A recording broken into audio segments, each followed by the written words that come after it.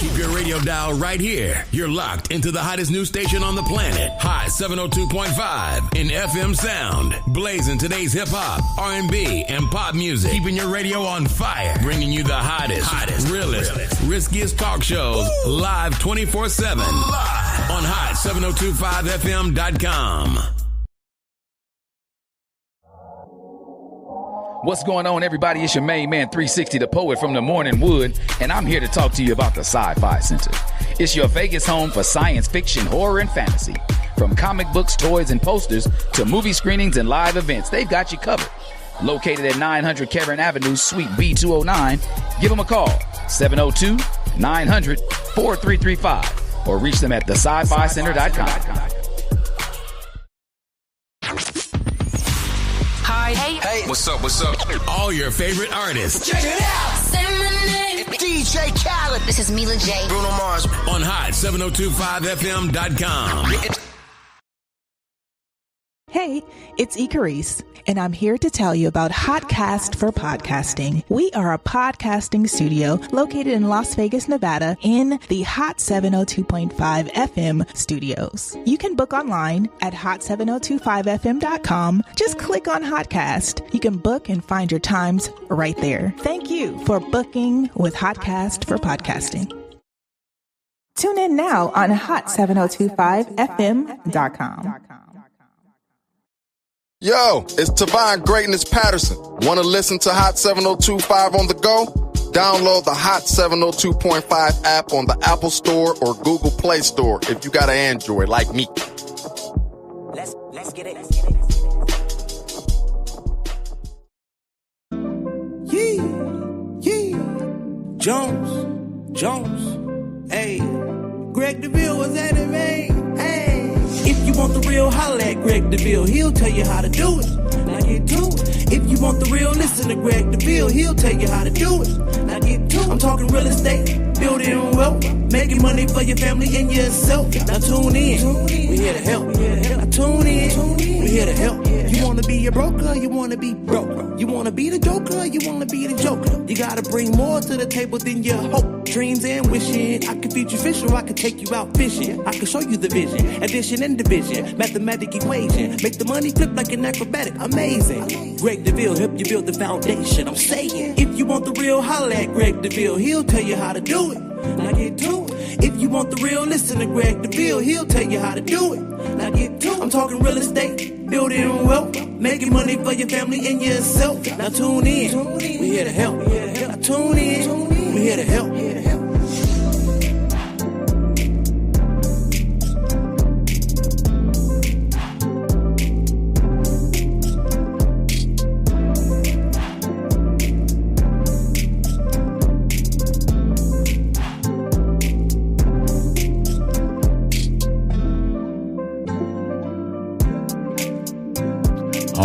All right. Wednesday afternoon.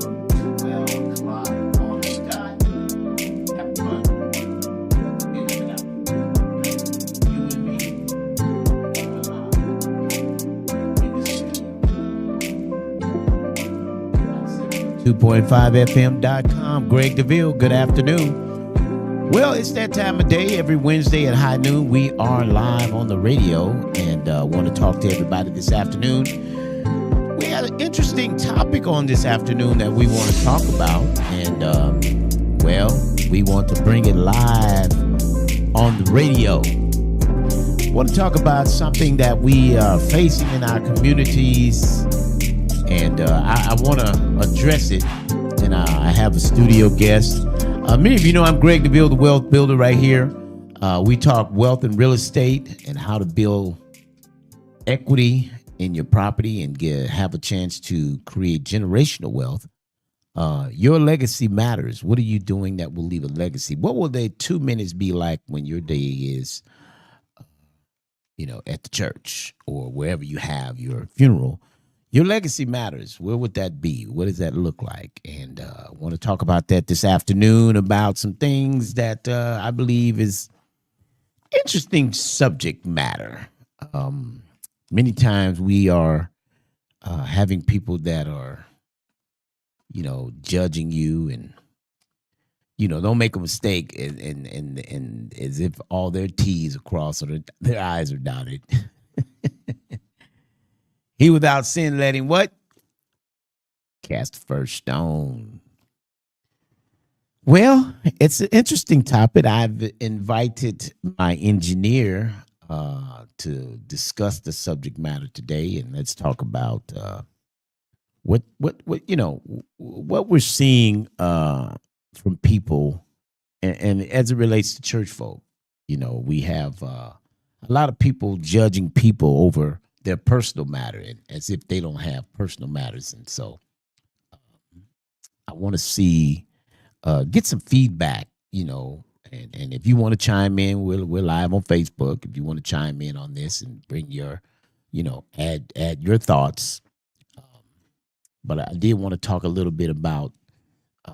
There was a story in John chapter 8 where there was a woman accused of a sin, and all the Pharisees came to Jesus and said, well, the Mosaic law is that she be stoned, and so I don't know that physically stoned, but I think people stone people with their attitude toward one another, the disrespect that they show to one another, especially in the church. I've been ordained for some years. I can do weddings and funerals and services, and I've been a minister in the church. In fact, I tell a lot of people, church is my AA. Back in the day, I used to go to AACANA, Narcotics Anonymous, Alcoholics Anonymous. But I found my spiritual man, the spirit man in me, was more spiritual than religious.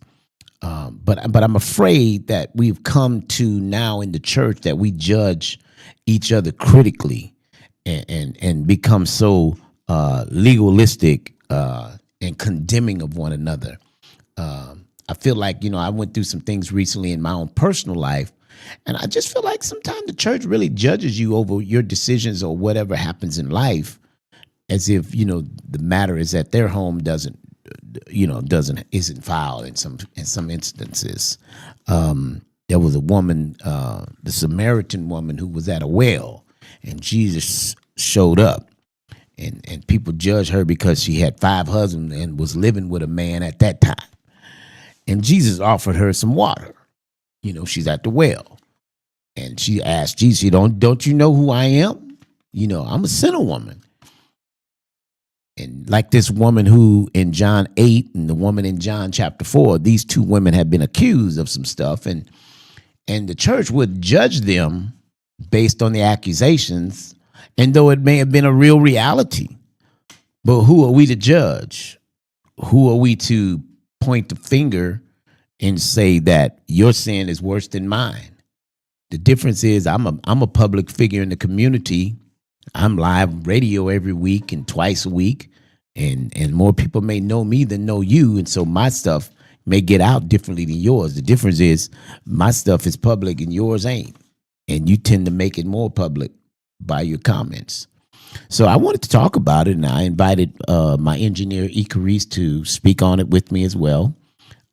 Let's tackle the matter today, and let's talk about where people judge you on your past, or even in situations. So let me welcome to the studio my engineer Ikaris. Hello there. Hello, good afternoon, E. How are you today? I'm doing pretty fantastic. How about yourself? I feel great. I wanted to address something that I feel people are it just raised the awareness, about this judging and people make mistakes, right? And yeah. So. Mistakes though? Well, okay. What do you classify it? I'd say make mistakes or they do things that would be considered against, and not the Bible necessarily, but against what the church says you should or should not do. Okay, elaborate on that. I think that there's like unspoken rules. We can talk about something light, like it used to be women couldn't wear pants to church. Yep. Okay, right. I definitely was the one. I definitely was the one. He was that member. And the youth choir was like, you know what? Forget this. I'm wearing pants. Okay. But just because. Yeah. Because why? Mm-hmm. And people, the ladies would, they whispering on the front row, the mother's board, and whomever else. And it was just, it's just like they have all these rules. Yeah. And it's not even that it's exactly stated in the Bible. Sometimes it's just a congregational rule. Yeah, it becomes... and then they judge you. Yeah, it becomes one of those organizations who, this is how the leader of the organization saw it, that women shouldn't... And the scripture came because women shouldn't wear anything pertaining to a man. That's what the scripture's pertaining to a man. So it was just... And didn't men used to wear dresses? Well, so it wasn't considered a dress. It was who determined when it was going to be called a dress and when it wasn't. Maybe when they put the elastic around the waist to make, because they were a garment. It was a whole garment, right? It wasn't just a skirt type. But again, you make a valid point. So when the pants came, I guess it was addressed toward the men, and women just. Again, even with the lipstick, right? You had women who the pastors would talk about women who wore red lipstick, wore lipstick, or red polish, Right. Okay, and they called it Jezebel, right? It was like a Jezebel spirit, like. But even so, when somebody would make a sin and the church would be aware, they would what they call sit you down, right? And then you'd have to sit on the front row for a year, and the humiliation of, and the church still much does this in the church world today. Yeah, they do. Yeah, I mean, you may not literally sit on the front row or get called out on the rug, right? But I think towards one another. I was talking to a friend of mine this morning, and he was mentioning about how, the church, kind of set him out. He stopped going because, he felt the people was judging him. He said, Deville, I just don't go to church no more. He said, I'm uncomfortable. And I said, well, you probably could join a lot of people who stopped going to church because they felt like they were being judged over whatever decision they made in their life, whether it was divorce or going to another church. You leave that church, they feel like you just backslid. You go to another church, like, yeah, he done left the fold. Right. And that used to be a thing back in the day. I remember when I was probably about 3. We went to this one church. Yeah. And then the pastor, shout out to, the late Reverend A.J. Thompson. He opened a new church, Victory Missionary Baptist Church. Okay, yeah. And I remember we were like in a small section of the church, and then the big church got built. There's like a picture of me. I'm like 3, like standing in the new church by myself. Yeah. And the people from the old church, they had words because they're like, "Oh, you leaving this church to go to this new church," and and I'm a kid. I remember this, So right. I think that sometimes too.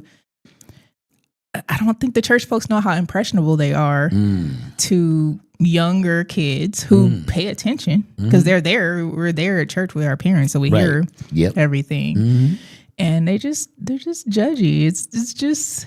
It's too much. Yeah. And it really needs some regulation. And they say, oh, you're not supposed to judge. You're not supposed to judge. You're not supposed to do this. And I think some people would beg to differ that you should judge. And I've heard some preachers' wives say, no, I'm here to judge. If it's wrong, it's wrong, and then I'm expose it. And again, we should live a life that's pleasing before God, right? And but if someone does something contrary, like they don't, right? As if they don't do anything that's contrary. Like, we just don't know it. You got your little, proclivities, and the difference is nobody sees theirs. But as soon as yours come out, they judge you and where you are, on something that you've done or you got. Because I recently got divorced a couple of years ago, and I don't know. I feel like the church kind of outs you on that. Right. The church frowns on you. It's like, I noticed the support a lot of times or not from the church, although the church wasn't necessarily in real estate. As a real estate broker in real estate, most of my business didn't come from church. Right. most of my business came from the outside of the church because people in the church had credit issues. Ain't paid their judging them bills. people in the church? I'm not judging. I'm just saying what we deal kidding. with. Well, that's a fact, though. It's not a judgment. It's a fact because most people, my business really came from radio and marketing, right, from other avenues.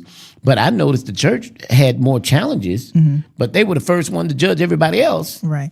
And I think I think we kind of spoke about this a little bit offline, but I think it's kind of a circle, and a trickle down effect. So the people who cannot afford to purchase a home, who are in the church, right, they have bad credit, they don't want to go to you, whomever, not you necessarily. Yeah, right. I get they don't you. want to go to the realtor from the church because now they get to see their credit. Now they get to see what the faults are.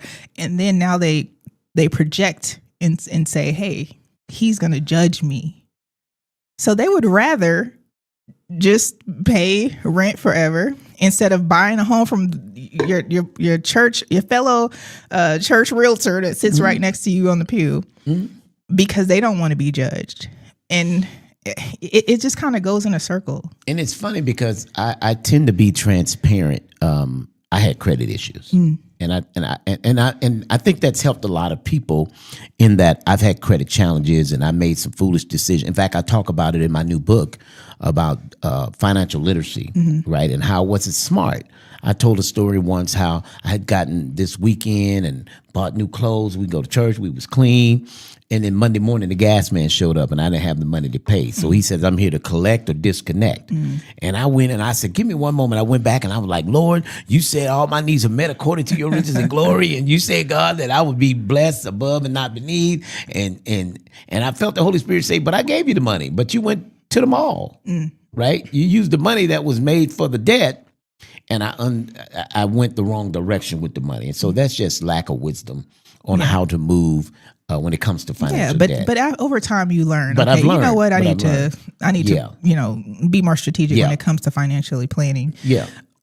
But if we're talking about judging within the church, it's interesting because I used to be very much involved in the church. Okay. I was the vice president of the choir, of the youth choir. You sing. I can sing actually. I just don't prefer to sing. I just, but I can sing. Okay. I used to be the vice president of the youth choir. I used to do the announcements at church. Okay. At Victory Missionary Baptist Church. Okay. And so there was a time where I was probably in my mid-20s probably. Yeah.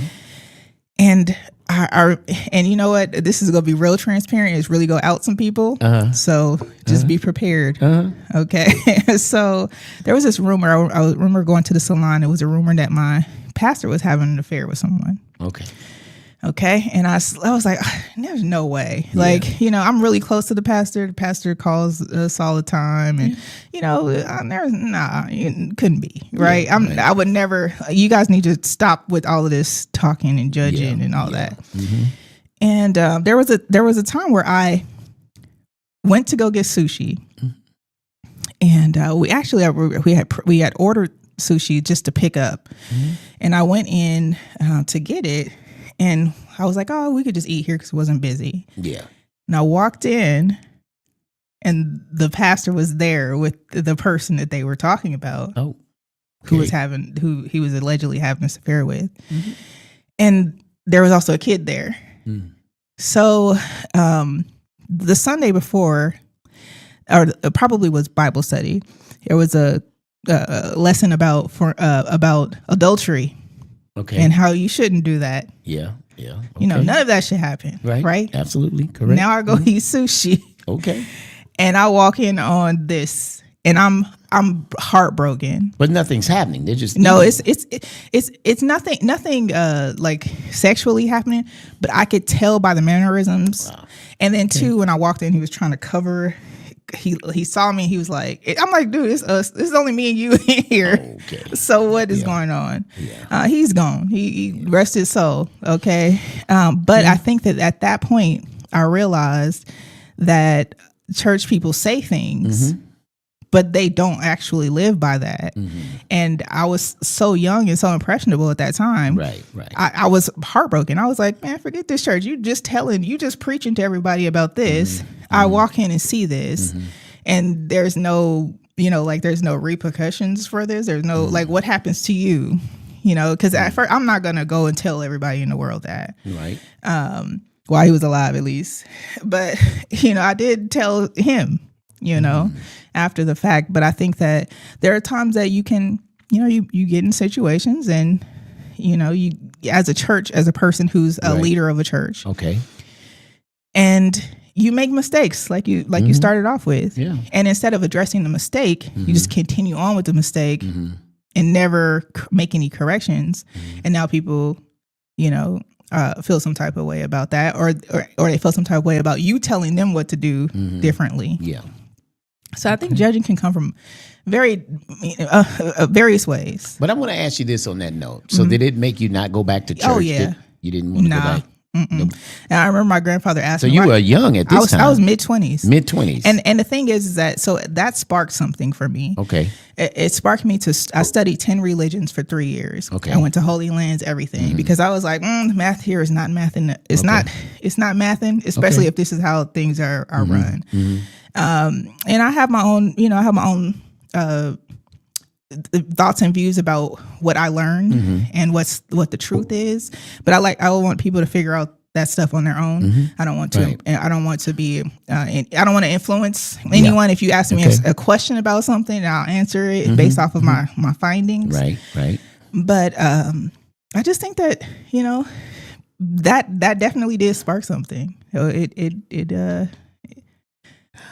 made me question a whole lot of things. But even something as little as like we talked about before, women wearing pants at church, or red lipstick, or anything. So, or if you talk to someone at the church, and or maybe talk to a boy at the church, like these mothers will say that you're doing something that's not even happening. Like those are some things that happen in church. So I think a lot of things that we aren't aware of that. I remember when I got a license to minister back in 91. My pastor told me first. He said, young man, I'm gonna give you this license to minister. He said, but remember, you're a man first, and how you handle your manhood can mess up your ministry, right?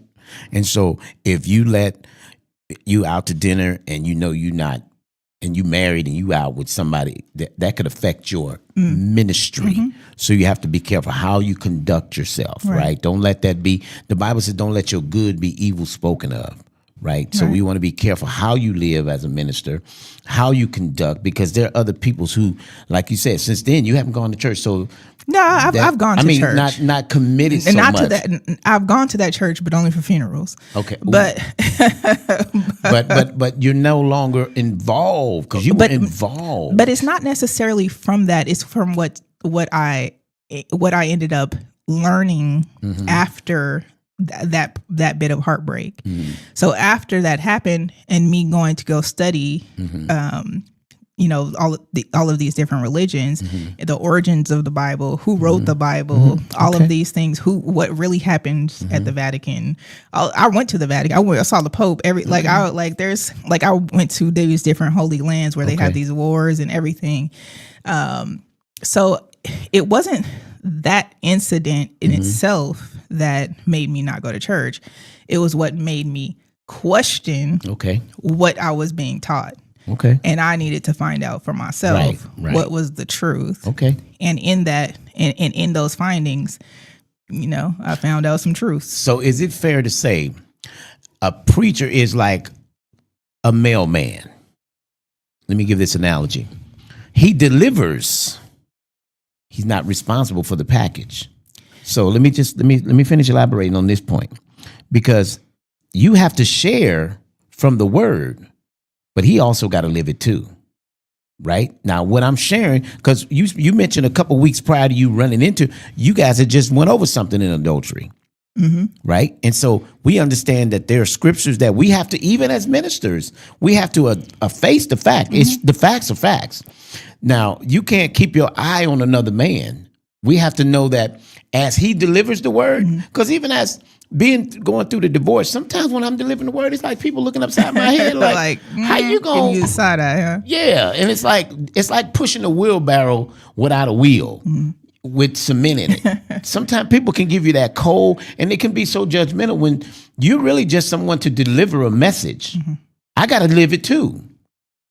I can tell you about paying your bills, but I ain't paying my bills, right? But I think that what I know about this particular pastor is that he was probably was one of the most dynamic, world-renowned speakers. Okay, he's ever. still a man, but he's still a man. And I think that what should have happened was, he should not have been a pastor. He should have been a speaker. Okay, that's an interesting front to be a speaker, not a pastor. Right. And I think that's like, there's a lot of motivational speakers. Yeah. Okay, but when you become a pastor, you have a social obligation. Yeah. And I agree. You have a moral obligation to your congregation to live based off of what you are interpreting from the Bible. So I think that there should be more people who can teach you certain things from the Bible, because this dude is phenomenal. Okay, like, seriously phenomenal. Even after my findings, your encounter with the situation. I think people judge people, and again, I agree with you 100% that as a pastor you should live a certain life, but if you got caught into your flesh, if you allowed your flesh to run away with you. Because we know a mind is the mindset, right? And so sometimes we can entertain things over here and get caught up. Mm-hmm. I think that's I don't think it's an accident. I think it's human nature. But I mean, I can make a decision if I'm going to be faithful to my husband or if I'm going to put myself in a situation where I could not, right? So I'd put myself in situations where I'm not going to do that, I can consciously make a decision to say that's just not my thing. Right. However, people get caught in certain situations, and I feel like there should be a level of forgiveness, right? Yeah. I feel like as a human being, pastors being human, like they can make bad decisions. Yeah. But what's the consequence of the bad decision to the congregation? But that's my question. But we use the adultery as the only thing. There's so many gluttony. Yeah, there's so many, all those things. It's so many other. We got these pastors trying to raise money in the offerings in the church to buy private jets. Like what? Okay, sir. But there are just so many things that. Yes. And we always think adultery is like the most unforgivable. I think that's the way women look at it. Yes. Okay. Women look at that and be like, yeah. You can't even lead your family properly. It's not just that you committed adultery. It's that you committed adultery from your family, your wife, your kids, your congregation, the deacon board, the deaconesses, the mother's board, the usher. Like you cheating on everybody now because it's not just you in that family. Okay. So I think that's where it becomes a little bit of a different circumstance. So there's a lot of different sins. We know that Jesus said he that's without sin, no matter if it was adultery, because this woman in John chapter 8 was accused of adultery in the Bible, and they talked about that she had, but Jesus, even with the woman in John chapter 4, people judged her like as if their T's are crossed all the time. But she had 5 husbands and living with a man, right? She had been married 5 times and now she's living with a man, but Jesus forgave her. And I think that we should learn to forgive one another and let there be grace. I wrote something down, grace and personal accountability. Accept the fact when something went wrong, right? Don't shun it as if you didn't, but there are so many things that not paying your bill. The Bible says in business, let's be men. We should be responsible even in that area, right? But we neglect, and I credit bad, but we so quick to oust people instead of being graceful toward people. And so I don't know. I just kind of wanted to talk about, because my friend was saying this morning how he felt the ministry had really, and his wasn't maybe adultery. I don't know, whatever it was, but it's how people can treat you. When you're in the ministry, it could be so cold. Sometimes I feel like people outside of the ministry can be more welcoming. Mm-hmm. Can we talk about the men in the Bible who committed adultery? Okay. Because we're not going to sit on the ladies just like that. Okay. Because I think it's important to understand King David, who committed adultery, Solomon, who committed adultery, Gomer, who's listening to in the Bible as well, the prophet. Abraham. So you Googled all the people in the Bible committed adultery. No, what I'm saying is that like this is a thing. So what happens? So what happened to these people? Okay. What happened to them? Okay. They committed adultery. We know they committed adultery. It's in the Bible. Yeah. And then what? We still talk about it. We still talk about people moving on. People moving along. but why is it that in our current state, there is a situation that may happen? Like I'm saying, how does the church forgive and not judge? Like how does that transition work?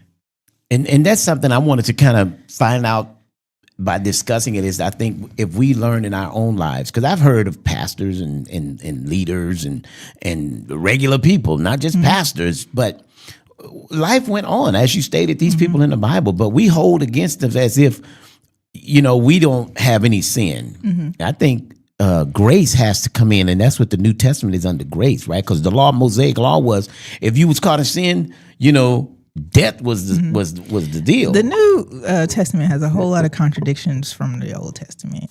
Well, so we're under grace now, though. So that was the law in the Old Testament, right? So we're under grace. Jesus came, and now we're under grace. So I just want to see grace for people. I mean, granted, you make a mistake, and people make you live it so long. It's like, at what point do we let that go? Like, forgive one another and move on. And it's like the church is harsh, a little more difficult from the church than the regular people, the world, they just move along with it, right? It's but the church can be so critical. It's difficult to be a human being in a church. Yeah, because they expect you to be someone else. And you know what, listen, didn't Jesus die for my sins? Like, let's really talk about this. Let's have real conversations about this was all planned out.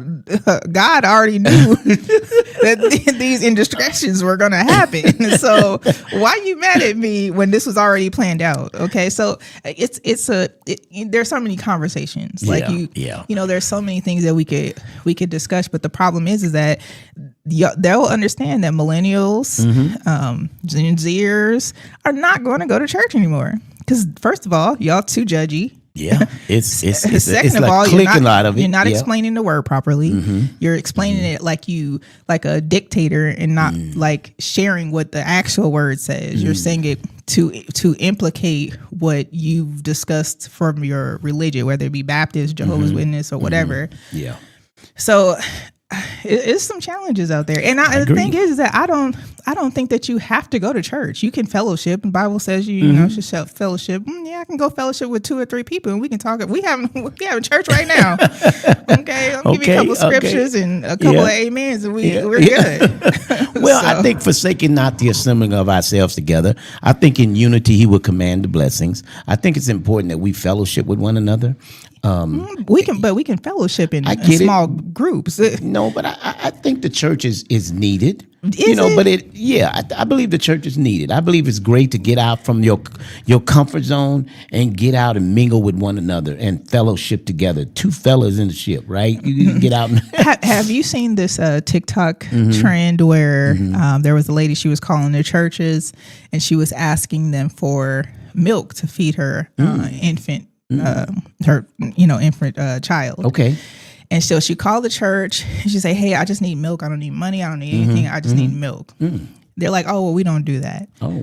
This is all over TikTok now. Oh, wow. So it grew. And so she calls all the churches, okay? Like 80% of the churches said they could not help. They don't have a program to help you get milk.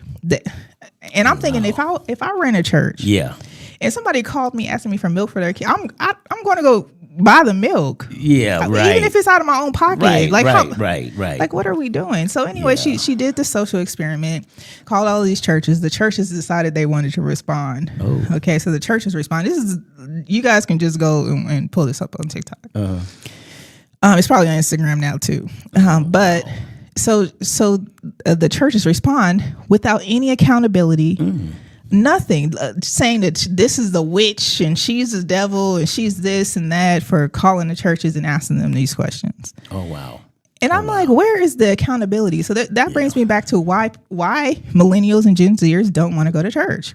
They're not being helpful. The things that we may have had in the past, like a benevolent fund or a bereavement fund or something like that, those things are no longer applicable in most churches. Now, it's funny you would say that, because there's a scripture that says they will know you are my disciples by the love you have one to another. Right, but we can be that without going to the church. That's what I'm saying. I agree, but I was just responding to the lady. They know, well, she expected you to be a disciple of Christ by giving, even if it was just an experiment, right, to see how many churches would. Because I've been in situations where the churches come through. Yeah, and it wasn't my church. Yeah, the church may very well come through when it comes to a benevolent situation, right? Let's say, like, my grandfather was the chairman of the deacon board, and over the deacons for the city for quite a period of time. Okay. So I knew that people would call, or they would have to fill out a form if maybe they needed their rent or something paid. Let's say that, right?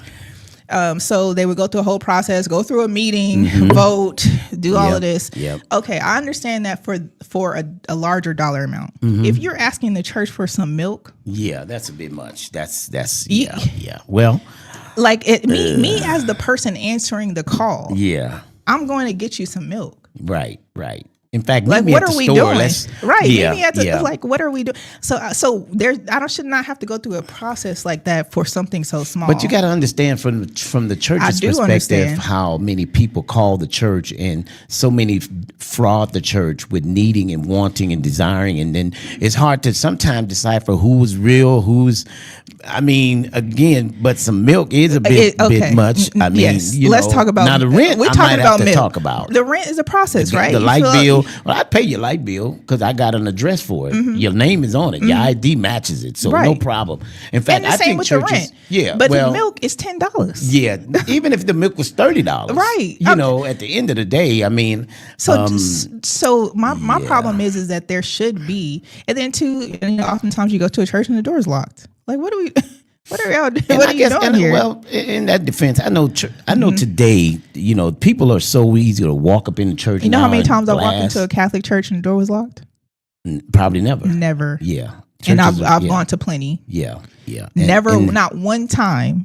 Okay, and I don't know about how we living in today. I haven't walked up to any lately in the last, because now church shootings and church people are so crazy. Just the other day, the account of the man, killing at the college, recently, and just so many people are just angry. That's a president problem. And even with the church, kind of want to talk about the church, and we'll close it out. But I wanted to talk again how the church needs to show up. Stop being so judgmental in this, as we're in 2026. In all things. If it's a way, especially if you want Gen Zers and millennials to come back to church, don't judge them about if they have a certain sweater on. Who cares? Or got a hat on.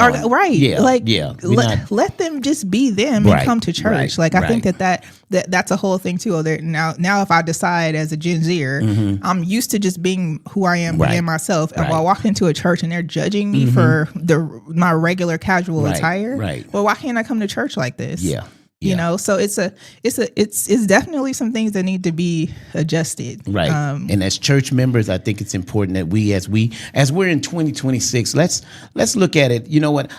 Woe is me. I stand in the need of prayer, right? I'm the one, I come here for me, not to, hey, I understand my brother going through, and I want to certainly have empathy for him and concern and prayer for them. But again, I don't want to judge people, because that's what I've been having to deal with lately. And I kind of want to talk about it. We shouldn't be like that. We should come to a place where we can understand he forgave us. How many things you did that he forgave you for, but you can't. I got a sister mad at me over something I did. I don't remember doing, but she said I did 20 years ago, but still angry today, but go to church every Sunday. Like, how do you not let the love of God in your heart, and you at church, you work the usher board or whatever you do, but then it makes me question your discipleship, because the disciple is one that follows Jesus.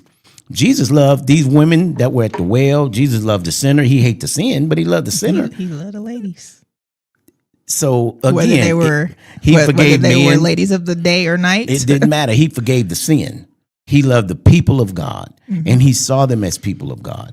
And so he came here to serve. And so if we're going to be leaders in this year, let's serve and let's be more prayerful and mindful toward one another. Because I remember, people looking upside your head and over what you did. Don't judge lest ye be judged, right? and work out your own soul salvation, right? So just kind of want to talk about that because that's what I'm seeing in the church a lot. Yeah. I'm seeing that a lot in church. And if you go to another church and all of a sudden you're a sinner because you don't belong here no more and all of that. So just kind of want to talk about that and some feedback from you on it. And so good stuff. Definitely got some risky feedback. Yeah, that's good. You got some risky. Give me one of the feedback you found. I'm just saying those are some of the feedback that I gave was a little bit of risky, but I think that it's valid. I think that the church is going to have to stop being so judgmental in all things. Give account. Yeah, and then hold yourself accountable to being a better church. That's right. Hold yourself accountable to being better, a better congregation, a better flock of people, whatever it is that y'all call yourselves. Yeah. Because it's gonna be challenging for you to build up a congregation in this day and time, especially with the ways that people can attend church now. Absolutely. So. Well, Las Vegas, we want to talk about that today. Thank you so much for tuning in. Greg Deville, the Wealth Builder. It's a new year. We're excited about it. And you just do your best to love on everybody and don't judge anybody, but accept people where they are in spite of what they've done. Make sure you dot your I's, you cross your T's so that you're not judged when you get to glory over looking over somebody else's shoulder. All right.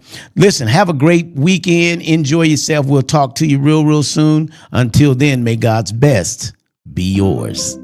Take care. Jones. Hey, Greg Deville was at it, man. Hey, if you want the real, holla at Greg Deville. He'll tell you how to do it. Now get to it. If you want the real, listen to Greg Deville. He'll tell you how to do it. Now get to it. I'm talking real estate, building wealth, making money for your family and yourself. Now tune in. We here to help. Now tune in. We here to help. You wanna be a broker, you wanna be broke. You wanna be the joker, you wanna be the joker. You gotta bring more to the table than your hope, dreams and wishing. I can feed you fish or I can take you out fishing. I can show you the vision, addition and division, mathematic equation. Make the money flip like an acrobatic, amazing. Greg Deville help you build the foundation. I'm saying, if you want the real, holla at Greg Deville. He'll tell you how to do it. Now get to it. If you want the real, listen to Greg Deville. He'll tell you how to do it. Now get to it. I'm talking real estate, building wealth, making money for your family and yourself. Now tune in. We here to help.